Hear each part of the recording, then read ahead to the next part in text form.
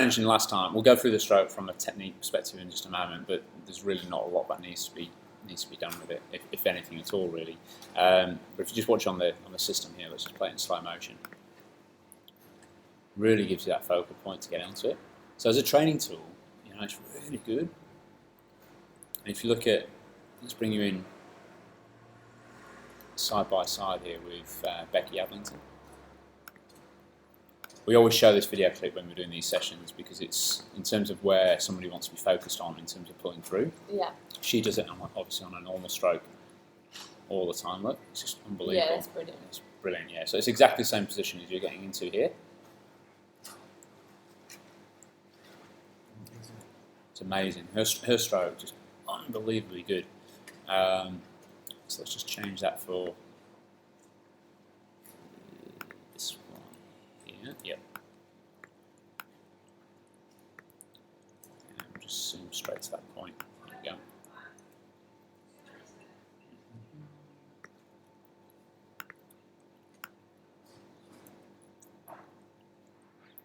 There you go.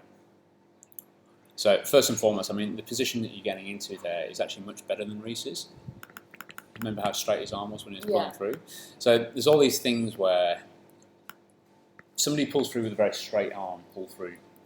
Either that's going to lift them up the front and sink them down at the back, or they're going to compensate and kick harder. And that's what Reese is doing in the pool. But when he's got the wetsuit on and he's trying to conserve energy for the bike and run, he won't be able to conserve so much with the legs. So it's another reason why, relatively speaking, you outperform in the open water. But if you look at the position there, very, very good indeed. Catch and pull through. Every now and again, there's a little, just watch it here. See that slight flick out of the hand, look? Yeah. As you're going to take a breath in.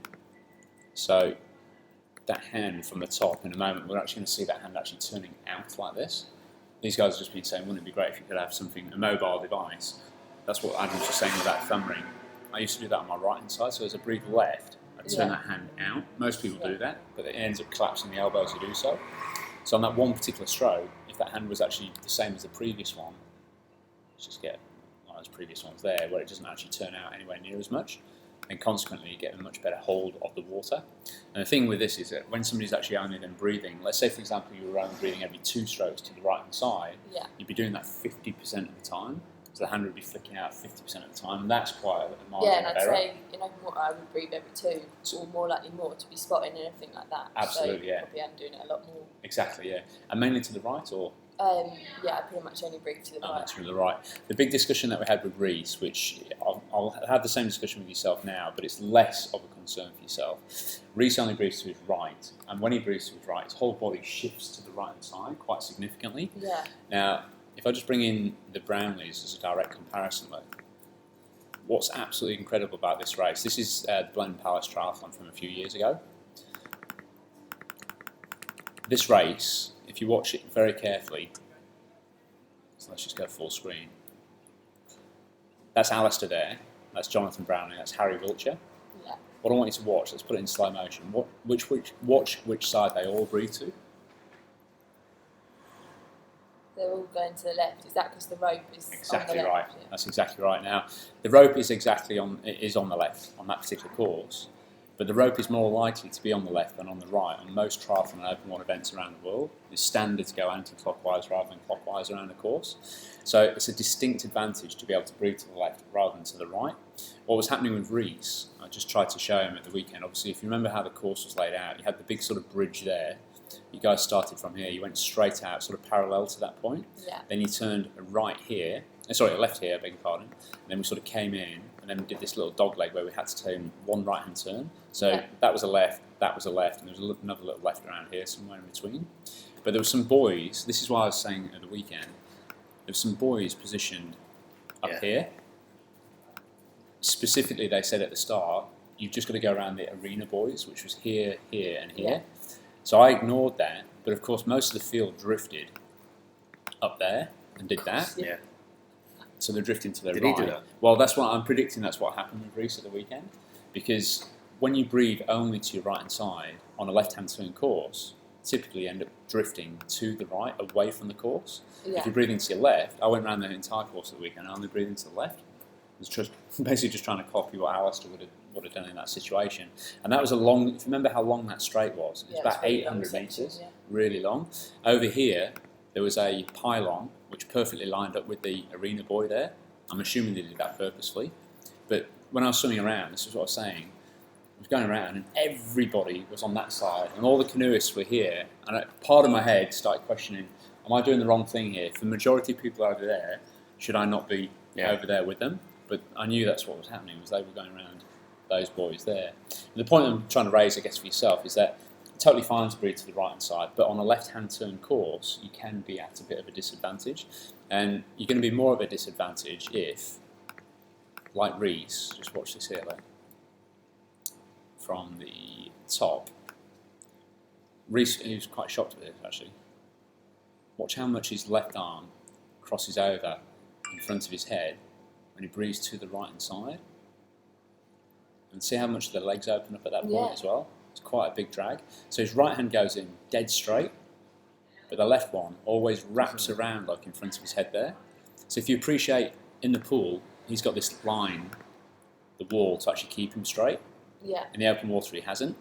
If the boys in the open water are on this side and he essentially never gets to see them, it's very easy for you to drift in this direction. So the conversation we then had was, Reece said, well, I'm about 4 seconds, 100 slower breathing to my left than I am to my right. Yeah. I said, well, first and foremost, you can improve that. Yeah. But secondly, I said that if you're 4 seconds, 100 slower breathing to your left than you are to your right, but your left, you end up swimming 100 metres less over 2K, the net result is you're still going to come out of the water quicker, breathing to your least favourite side. So being able to sort of adapt and change that's what he's just trying to do at the moment. We've just done a bit of testing there. He's actually only about 1.5 seconds slower breathing to his left than to his right. He just feels really awkward doing it. Yeah, and that's what. That, yeah, totally. Yeah. So it's always worth testing that. Now he does this, but you don't do that, and that's the point I was trying to raise. Is that breathing to your right hand side, you've got a little shimmy, and that's what we saw with the left hand doing this. Yeah. But it's nowhere near as profound. So if we watch it here, look. On the video clip a moment ago, Reece was swimming at 108 per 100. You're swimming at 112 per 100 here, and that's why he's getting frustrated. Because it's like, it's a classic example of, okay, well, if Lucy's 4 seconds 100 slower in the pool, how come she's always beating me out in the open water? But there is a reason. There's a key reason. We'll go through that now. So from this position here, that's that slight tilting out of the hand. You can't really see it from this position, this perspective. You've got excellent body position in the water, really very, very good indeed. To be swimming as quickly as what you are doing, you've got to expect a fantastic body position. There's just no way you move through the water if the legs are dragging. If you look at the difference between Reece and you, he's got a much stronger leg kick. Yeah. But that's not an advantage. You've got the advantage here because the leg kick is actually much steadier. In a moment, when we go from a 6-beat to a 2-beat kick, it's absolutely spot on. So just watch this here. Look. So this is you going from watch this, Reece. This is a 6-beat kick. As soon as I said do this, you rolled your nose and you went like that. But the thing is, with a good 2-beat leg kick is very, very good at conserving energy for the bike and run.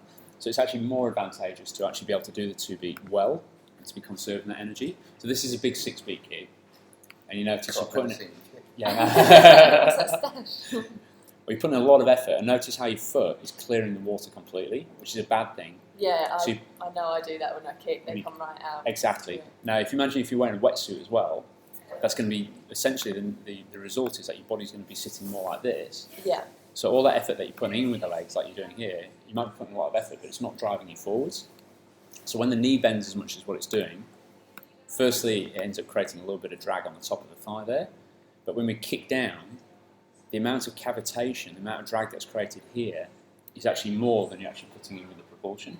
Yeah. So it's like one's cancelling out the other. Yeah. Who did, I don't know if you realise, when I first met Who, I was absolutely in awe. Because as a student studying sports science over the years, I've studied all his papers before I knew him. And then Dino says, we're teaming up with this guy called Who Tucson. And I'm like, oh my God, not the Who Tucson.